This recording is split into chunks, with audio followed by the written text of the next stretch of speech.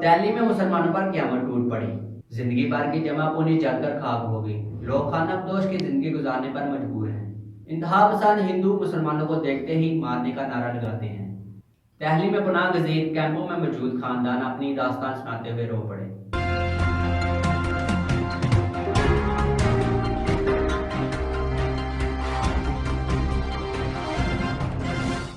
एकदम काफिला आया था हिंदुओं का और एकदम घर में आके बल्ले मारने लगे। घर से हम लोग भागते हुए चले आए। बड़ी मुश्किल से हम अपनी जान बचा के आए, अपने बच्चों को सबको लेके आए। हमारा घर भी जल गए, हमारे सब कुछ जल गया। पैसा टका खाली हाथ लेके आए, सिर्फ बच्चों की जान लेके आए। दिन से ये 23 तारीख से चालू हुआ, उसी दिन से फंसे हुए थे। यहाँ मेरी बेटी का हाथ भी टूट गया, यहाँ तक के भगदड़ में मेरा कैसे अपने बच्चों की जान बचाई।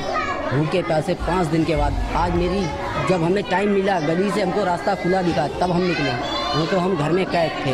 हमारा जो कुछ था ना, सब कुछ बर्बाद हो। आज सिर्फ हिंदुस्तान पे हमारा राज चलेगा, हिंदू भाई का। बोले हमें मुसलमान को यहाँ से निकालना है। मुसलमान एक भी मुल्ला यहाँ पर दिखाई देगा, उसे हम गोली से मार देंगे। हमारे घरों के दरवाजे तोड़े गए, लाठियाँ मारी गई, पत्थर मारे गए, हमारी दुकानों को लूटा गया है, आग लगाई गई है। काली पड़ गई थी, पूरे गली काली पड़ गई थी। हम मस्जिद में नबी इमाम साहब के चेहरे पे तेजाब डाल के उन्हें भी मार दिए थे। उनकी जवान लड़की के चेहरे पे तेजाब डाल दी। उनसे कह रहे मारो सालों के लिए, उनसे नारे बुलवाओ।